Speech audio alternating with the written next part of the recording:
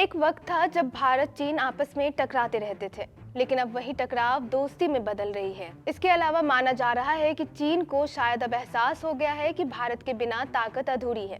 आइए आपको इस मुद्दे पर पूरी खबर बताते हैं। भारत और अमेरिका के संबंध और ज्यादा मधुर हो रहे हैं।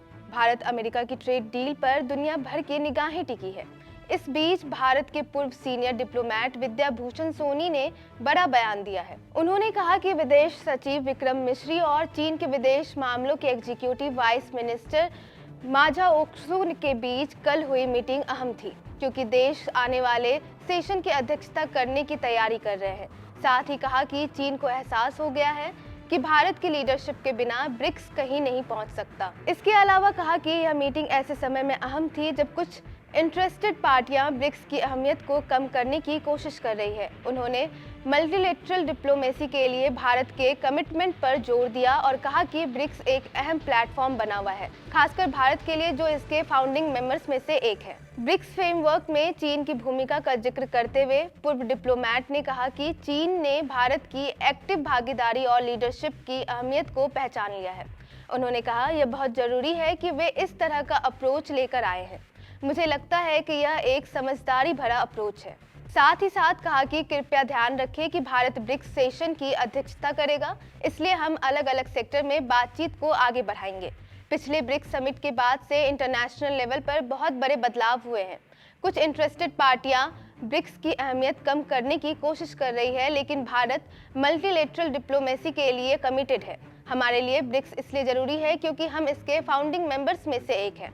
मुझे लगता है कि चीन को एहसास हो गया है कि भारत की एक्टिव भागीदारी और लीडरशिप रोल के बिना ब्रिक्स असल में कहीं नहीं पहुंच सकता। ऐसे में उन्होंने आने की पहल की और हमारी चेयरमैनशिप शुरू होने से पहले हम कई बातों पर सहमत हुए, ताकि विचारों में कोई फर्क ना हो और एक जैसी बातें हो, ताकि हम आगे बढ़ सकें। बीते दिन चीन के विदेश मामलों के एग्जीक्यूटिव वाइस मिनिस्टर माझाओक्सू ने नई दिल्ली में भारत के विदेश सचिव विक्रम मिश्री के साथ चीन भारत स्ट्रैटेजिक बातचीत का एक नया दौर किया। दोनों पक्षों ने इंटरनेशनल और रीजनल हालात, अपनी अपनी अंदरूनी और बाहरी पॉलिसी, साझा हितों के इंटरनेशनल और रीजनल मुद्दों और चीन भारत संबंधों पर दोस्ताना, साफ और गहराई से बातचीत की। दोनों पक्षों ने इस बात पर जोर दिया कि इंटरनेशनल हालात में मुश्किल और बड़े बदलावों को देखते हुए चीन और भारत को प्रेसिडेंट शी जिनपिंग और प्राइम मिनिस्टर नरेंद्र मोदी के बीच बनी जरूरी आम समझ को ईमानदारी से लागू करने के लिए मिलकर काम करना चाहिए।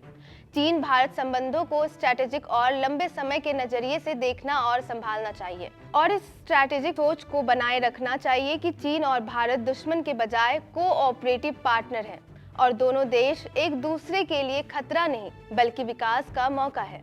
चीन और भारत को आपसी भरोसा गहरा करना चाहिए और सहयोग बढ़ाना चाहिए। मतभेदों को ठीक से सुलझाना चाहिए और चीन भारत संबंधों को एक मजबूत और स्थिर रास्ते पर आगे बढ़ाना चाहिए। दोनों पक्ष 2026 और 27 के लिए ब्रिक्स चेयर के तौर पर एक दूसरे के काम में मदद करने पर सहमत हुए। दोनों पक्ष मल्टीलेटरलिज्म और यूनाइटेड नेशंस की मुख्य भूमिका का समर्थन करने, ग्लोबल साउथ के बीच एकता और सहयोग को मजबूत करने, अंतर्राष्ट्रीय निष्पक्षता और न्याय की रक्षा करने, एक मल्टीपोलर दुनिया के लिए मिलकर काम करने और एशिया और पूरी दुनिया में शांति और विकास में योगदान देने पर भी सहमत हुए। इस खबर पर फिलहाल इतना ही। बाकी तमाम खबरों को जानने के लिए देखते रहिए India.com।